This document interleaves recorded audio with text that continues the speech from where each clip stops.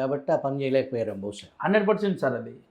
అది ప్రజలందరూ కూడా పులివెందుల నియోజకవర్గానికి సంబంధించిన ప్రతి ఒక్క ప్రజాప్రతినిధి కూడా, ప్రతి ఒక్క ప్రజలు కూడా, ఇంకొకటి కూడా ఆంధ్రప్రదేశ్ ప్రజలు కూడా ఆలోచన చేయాలా.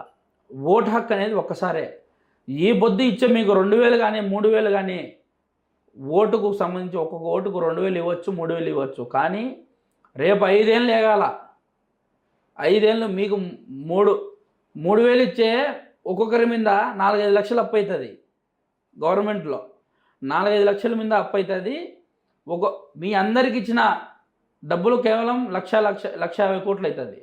కానీ అతను సంపాదించే డబ్బు కొన్ని లక్షల కోట్లు, 10 లక్షల కోట్లు, 20 లక్షల కోట్లు సంపాదించుకుంటారు. అదే అతని ఇన్వెస్ట్మెంట్.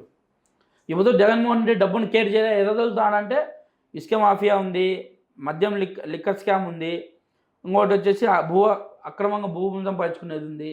ప్రతి ఒక్కటి కూడా ఇలా ఎత్తుకుంటా పోతే చాలా ఉన్నాయి. ఇప్పుడు మీ జిల్లాలో ఈ మైనింగ్ ఉంది కదా, ఈ మైనింగ్ మొత్తం ఈ జగన్మోహన్ రెడ్డి కుటుంబం గుప్పెట్లోనే ఉందా? అవును సార్, ఖచ్చితంగా. జగన్మోహన్ రెడ్డి గుప్పెట్లో లేదనే విషయం మనం ఆంధ్రప్రదేశ్లో, ఈ పులివెందులే కాదు, ఆంధ్రప్రదేశ్లో జగన్మోహన్ రెడ్డి గుప్పెట్లో లేని వ్యవస్థ లేదు, గుప్పెట్లో లేని మైనింగ్ లేదు, గుప్పెట్లో లేని ప్రజలు లేరు. ఈ పొద్దు ప్రజలకు ఒక అవకాశం ఏంటంటే సముద్రంలో మధ్యలో పడేస్తే ఈదుకుంటా వచ్చి ఒడ్డున చేర్చుకునేటప్పుడు ఒక రిలీఫ్ అనేది వస్తుంది చూడండి సార్. ఆ రిలీఫే ఓటింగ్. ఆ రిలీఫ్లో వాళ్ళు కన్నా సరిగ్గా తెలుసుకోకుండా మళ్ళీ ఓటు గుద్దినారనుకోండి, మళ్ళీ భూస్థాపితమే. ఈసారి 5 ఏళ్ళు ఖచ్చితంగా కూడా కొన్ని లక్షల మర్డర్లు జరగచ్చు, కొన్ని లక్షల మంది చనిపోవచ్చు, కోట్ల మంది చనిపోవచ్చు, కొన్ని కోట్ల మంది ఊరిడిచిపోవచ్చు. ఇంత దారుణంగా పాల్పడే వ్యక్తి జగన్మోహన్ రెడ్డి. ఇలాంటి వాడిని మనం ముందుకు పిలిపించుకొని ముందుకు తెచ్చుకొని ఈ బొద్దు కూడా సార్ హత్య చేసిన వాడు ఈ బొద్దు పులివెందుల్లో ఎమ్మెల్యేగా ఎట్లా నిలబడతాడనే క్వశ్చన్ రైజ్ అవుతుంది. ఇప్పుడు నేను గట్టిగా చెప్తాను, హత్య చేసినోడు ఒక నిజాయితీగా అప్రూవర్గా మారి ఈ పొద్దు మీ ముందుకు వస్తున్నాడంటే ఎన్ని ఇబ్బందులు పడింటాడు అనేది మీరు ఆలోచన చేయాలా. నేనేం నిందితుడిగా పోలేదు సార్, అప్రూవర్గా పోతానా. అప్రూవర్గా పోయి ముందర నాయన నేను అప్రూవర్గా మారిన నాయన నన్ను 5 ఏళ్ళ నుంచి ఇబ్బందులు పెడతాంటారు, నేను అప్రూవర్గా మారి మీ ముందుకు నేను ఎమ్మెల్యే అభ్యర్థిగా వస్తాడా, మీకోసం నేను నిలబడతాను, నా కోసం నేను నిలబడుకున్నా ఒకప్పుడు, నేను ఇప్పుడు మీకోసం నిలబడి పోరాడతా, నాకు ఒక అవకాశం ఇవ్వండి అని చెప్పి నేను చెప్పుకుంటాను. ఇప్పుడు ప్రజలందరూ కూడా ఆలోచన చేయాలా. పులివెందుల నియోజకవర్గం ప్రతి ఒక్క ప్రజలు ఆలోచన చేయాలా. ఇప్పుడు మా పులివెందుల నియోజకవర్గం ప్రజలందరికీ తెలుసు ఎవడు ఏందనేది. దస్తీర్ అనేవాడు ఈ 5 ఏళ్లలో వాళ్ళని ఎంత ఎదుర్కొన్నాడు, ఎంత ఢీ కొట్టినాడు, ఎన్ని జైళ్ళ పాలైనాడు, ఎన్ని అక్రమ కేసులు పెట్టించుకున్నాడు, ఎంతమందితో ఏమనిపించుకున్నాడు అనేది వాళ్ళకి తెలుసు. మన జగన్మోహన్ రెడ్డి పొద్దుటూరులో సభ పెట్టి చంద్రబాబు నాయుడు, అటు నుంచి షర్మిల, అటు నుంచి సునీత, అటు దస్తగిరి, వీళ్ళందరూ నిందితులే, వీళ్ళనే ఇది చేయాలా, వీళ్ళందరూ ఒకటైనారు, ఇప్పుడు నేను ఒక్కనైనా అని అంటున్నాడు. కరెక్టే కాదనిలే, కానీ మేమందరం ఒకటైనప్పుడు నువ్వు ఎందుకు నిరూపించలేకపోయినావు? ప్రతి ఒక్క వ్యవస్థ నీ చేతిలోనే ఉంది. ఇప్పుడు నేను సార్ నా వరకు ఎత్తుకుంటే, వాళ్ళ విషయం వదిలేయండి, నా వరకు ఎత్తుకుంటే ఇంట్లో ఉందని చెప్పి నేను ఉంటా. బయటకు పోతే నాకు వ్యక్తిగతంగా ఉండేది ఎవరు? గన్మెన్లు, వాళ్ళు ఇన్ఫార్మర్లు కదా. బయటికి పోయిన తర్వాత మళ్ళీ ఇంటికి తిరుక్కుని వచ్చేంత వరకు కనీసం నా ఫోన్ కూడా ట్యాపింగ్లో ఉంటుంది, నా ప్రతి ఒక్క నెంబరు ఫోన్ ట్యాపింగ్లో ఉంటుంది. ప్రతి ఒక్క వాళ్ళు తెలుసుకోవాలనుకుంటే తెలుసుకోవచ్చు కదా. లేనిపోని బుడదలు మళ్ళా వాళ్ళు ఇది చేసినారు, సునీత టచ్ అయినాడు.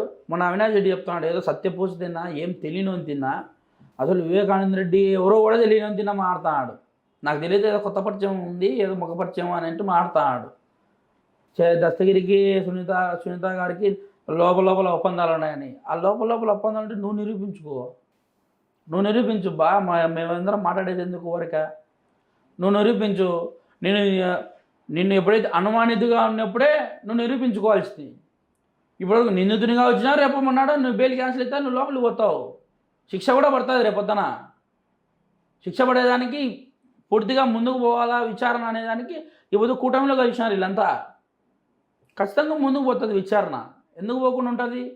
వివేకానంద రెడ్డి గారి కేసు క్వశ్చన్ మార్క్ అనేది ఆంధ్రప్రదేశ్లో ఉంది. ఆ క్వశ్చన్ మార్క్ తొలగించాలంటే ఖచ్చితంగా కూడా విచారణ స్పీడ్ జరగాల. మోదీ గారికి కూడా, పెద్ద మోదీ గారికి కూడా, అమిత్ షా గారికి కూడా ఒక చిన్న రిక్వెస్ట్ ఈ మీడియా ద్వారా, ఖచ్చితంగా కూడా నిందితులు ప్రతి ఒక్కరికి కూడా శిక్ష పడాలా. నన్ను ఎక్స్క్యూజ్ చేయమని చెప్పి నేను చెప్పలే, నన్ను ఎస్క్యూజ్ చేయండి, నన్ను కాపాడండి అని చెప్పి నేను చెప్పలే. కోర్టు ఏ విధంగా నిర్ణయం తీసుకుంటే దాన్ని నేను కట్టుబడి ఉంటా. న్యాయస్థానము ఏ విధంగా నిర్ణయం తీసుకొని ఈ పొద్దు అప్రూవర్గా మారి ఈ పొద్దు జగన్మోహన్ రెడ్డి ఇంటి పక్కలోనే నివసిస్తానా అంటే ఒకవేళ నేను అబద్ధం చెప్పినంటే ఎక్కడో గుజరాత్ మహారాష్ట్రనో పోయి భయంగా బతకాల. ఈ పొద్దు నేను నీతి నిజాయితీగా నిలబడి నేను నాకు ఏ సపోర్ట్ లేకుండా నేను జగన్మోహన్ రెడ్డి ఇంటి పక్కలోనే ఉన్నా అంటే అది ఏ ధైర్యం వల్ల? ఇది నాకు ఇక్కడ వచ్చే వరకు తెలుసు, చాలా ఆశ్చర్యంగా ఉంది. ఇల్లు ఎవరిదంటే సీఎం ఇల్లు అన్నారు, ఇదంటే దస్తగిరి ఇది అని ఎదురు బదులు ఉన్నాయి ఏంటంటే. అవును సార్, ఆ ఎదురు జగన్మోహన్ రెడ్డి గేట్ కార్డ్ లేదు ఎట్నో ఇల్లు, ఆ గేట్ కార్డ్ ఎదురుగునే కొనినేవాడిని, ల్యాండ్ తీసుకునేవాడిని బాడెక్కి ఉండేదానికి. అంటే ఒక 50 మీటర్స్ 40 మీటర్స్ డిస్టెన్సే కదా, ఒక కాంపౌండ్ అడ్డాం అంతే అతని ఇంటికి నాకు. నేను ఎందుకు ఉండా ఇక్కడ? నేను చెప్పింది అబద్ధం అయితే, దశకి చెప్పేది ఫ్రాడ్ ఫేక్ అని నేను అన్నప్పటికీ నేను పులిందులు ఉండాల్సిన అవసరం లే. గుజరాత్ మహారాష్ట్ర ఛత్తీస్గఢ్ అటు పోయి బతకాల్సింది. నేను చెప్పింది అబద్ధం అయితే నేను ఈ పొద్దు దమ్ము ధైర్యంతో నిలబడింది ఎందుకు? నేను చెప్పింది నీతి నిజాయితీగా నిజము, నేను చెప్పింది నిజము, ప్రతి ఒక్క ప్రూఫ్లతో మీ ఉన్నాయి, మీ బతుకులు నాకు తెలుసురా నాయన అని చెప్పి నేను చెప్తాను బయటికి. ఓపెన్గా నేను చెప్తాను, వాళ్ళు చెప్పలేకపోతున్నారు.